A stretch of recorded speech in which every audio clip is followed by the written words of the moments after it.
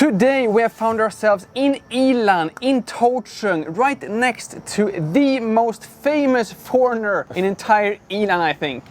Garrett, who are you and what brought you to Taiwan? I came from California, grew up on the beach out there, and I kind of always had a dream of owning some kind of surf bar business out in the jungle. So that kind of brought me out here to Taiwan. It's like the stereotypical like surf dude life. Yeah, nice. So from California to Taiwan, it doesn't really seem like, you know, when I love surfing, let's go to Taiwan. Yeah, you know, Taiwan was, especially when I came here 13 years ago, it was kind of off of the beaten path a little bit. So I looked up some YouTube clips and saw that the surfing was pretty good here. And that's kind of, you know, what you want when you're starting a business, is to get into an area before it really gets popular. I mean, I would say that you have single-handedly made this place popular, but we're going to talk about that a little bit later in this video. First, I just want to know, like 13 years ago, like Google Maps didn't have public transportation in Taiwan. Yeah.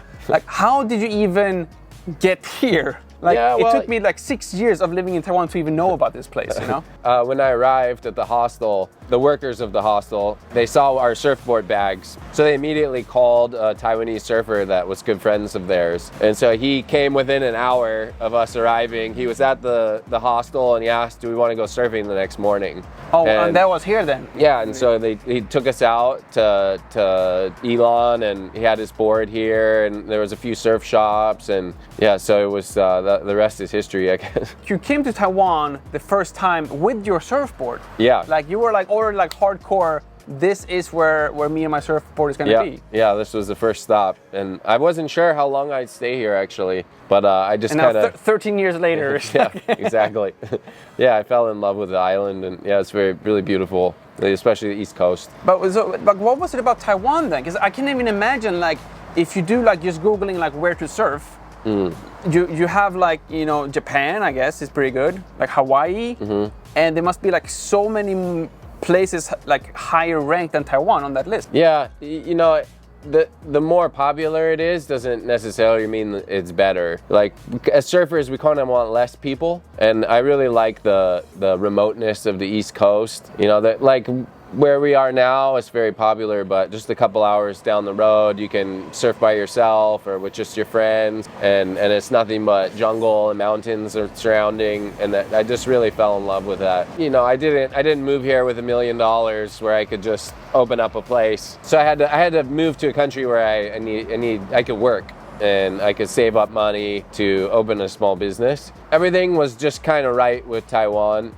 You can teach English, and it's close to the beach, and it's a very affordable place to live, and it's actually really friendly for foreign business owners. Things seem to work out, and so yeah. You say the first stop, like what was the plan before coming here? Like, was there several stops? Well, there wasn't much of a plan. It was just go, step one, leave, and step two, figure it out after that. Nice, okay. Yeah. Well, what's the steps now? Is it still like just enjoying life and stay here for the foreseeable future? Yeah, I think so. I think Taiwan's kind of my home now. Well, it is my home now. I mean, this is kind of the reason why I left California. That was my goal that I had. I miss a lot of things about California, but I think if I ever moved back, I would really miss Taiwan a lot. So like the original plan then, at least like the first time, was to hopefully or eventually set up a business. So you weren't just like a surfing tourist. Right. Like, oh wow. Yeah. That is pretty, honestly, I think you might be the first foreigner in 13 years I've ever talked to who actually moved to Taiwan with a purpose. Yeah. If that makes sense. It does, yeah. Wow, that's so cool though. I didn't know. Yeah. And teaching is a great way to open a business, because you can, as the business gets going, you can kind of cut back your hours until it's really running, and I haven't taught for about 5 or 6 years, but I still you know, enjoy meeting all the teachers and hearing their stories and how their journey is kind of similar to mine. And speaking about a flexible schedule and enjoying meeting the teachers, since I know that a lot of you are also using my videos to improve your English, I've decided to team up with FUNDAY, which not only is the sponsor of this video, it is also the most impressive English learning platform I've ever come across, especially if you're a Taiwanese English learner. Because FUNDAY isn't really just an English learning platform, it is an actual online academy for not only improving your English,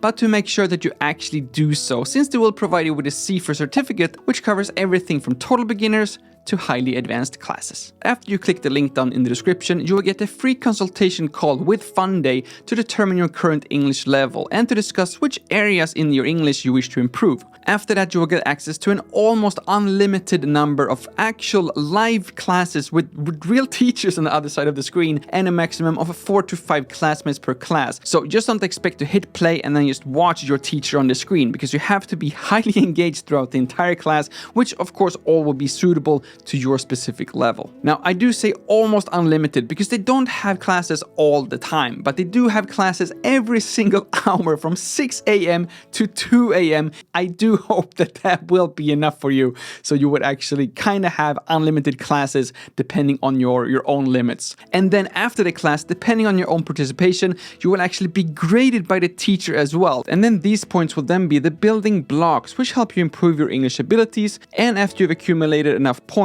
you can take an exam to obtain the FUNDAY Design Certificate. Now, in addition to these live classes with real teachers and real classmates, the FUNDAY platform also offers a lot of other teaching materials, such as articles and even videos. But I do think it's best to check out all of this for yourself. I've already signed up Minthia for this, so if you do want to have a chance to become her classmate, please do click the link down in the description, have a look around on the platform, make today a fun day, and then join your first English class literally within minutes. Now, back to Gareth and continue with this video.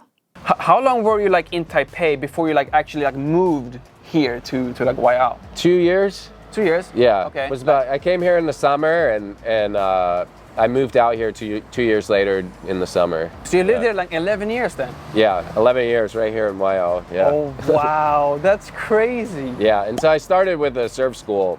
You know, I had a backpackers hostel and a surfing school with a little cafe, and then I did that for 3 years, and then I focused on opening Drifters, the pizza pub, and I was just doing that. I've had this for 8 years. In the last couple years, I also opened another surfing school across the street with a hostel. It's good to have everything together, you know, and like people come here, they want to surf, they want to eat, they want to drink, listen to some live music. So I try to kind of touch on everything and add that culture here. I introduced you as like the most famous foreigner in like Yilan, and I think this is true, especially like in the foreign community in Taiwan, because maybe not everyone knows you by name, but they know you as like the surf guy at the beach. Or like the pizza guy across the street. I get that a lot walking through Taipei. Is hey, pizza guy.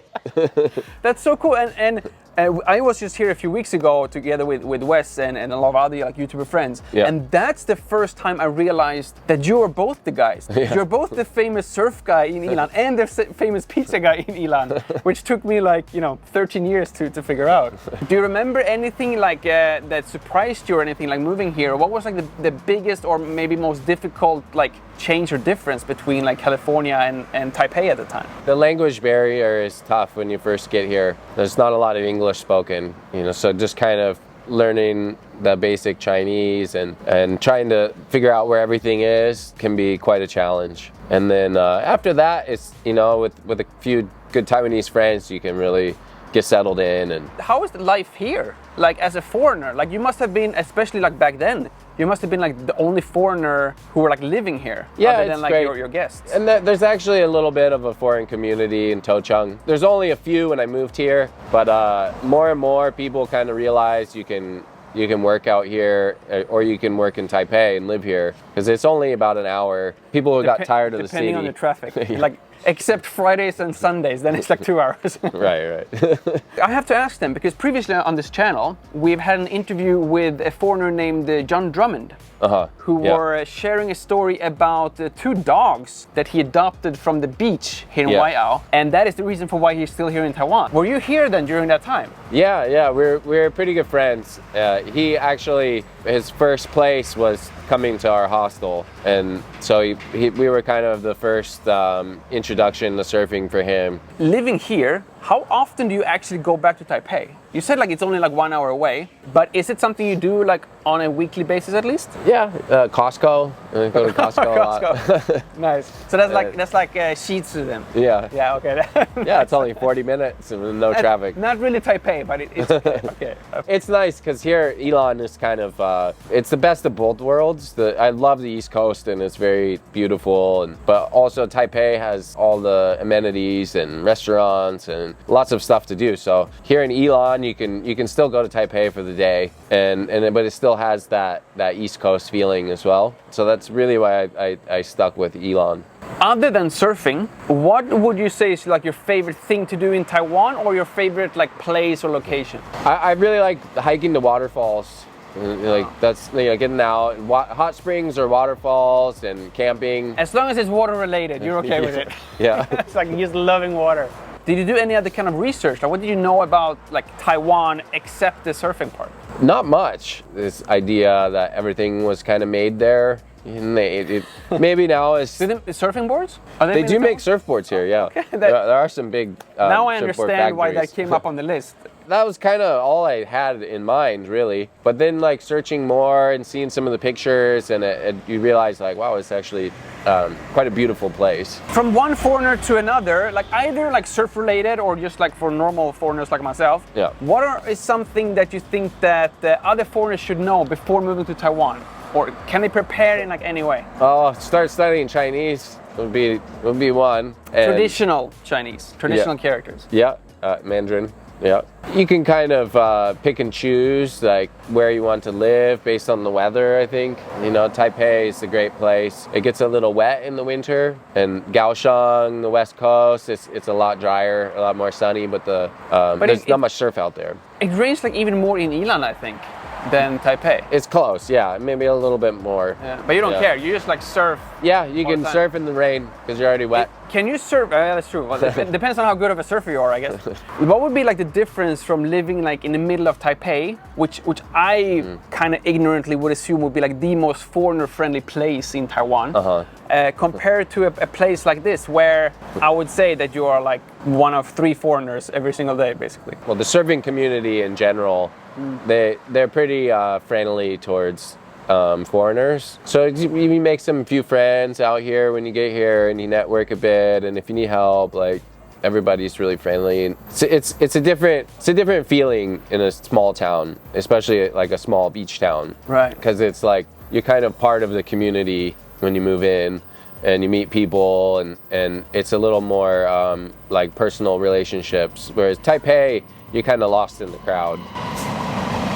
But as you might hear, it is actually not that far away from Taipei, because you can literally take the train 10 meters away from the pizza place. If you do come to like Waiao train station, it's literally impossible to miss this place. Like you basically have to walk through it in order to get to the beach, and you just cross the street, and then we have like the surf school as well. Yeah, that's right. It's like the absolute best location from both the restaurant and the surf school. How do you manage to like find this place and also like start up a business, two businesses, as a foreigner? I had come here a lot over the first 2 years from Taipei, and so this area was really popular, and I'd taken the train station a few times, and there wasn't a lot of stuff just in the general area around the station, so I kind of felt like it needed something like that, kind of just like filling the hole, you know, what the community needed, a little like what the community needed or what you needed.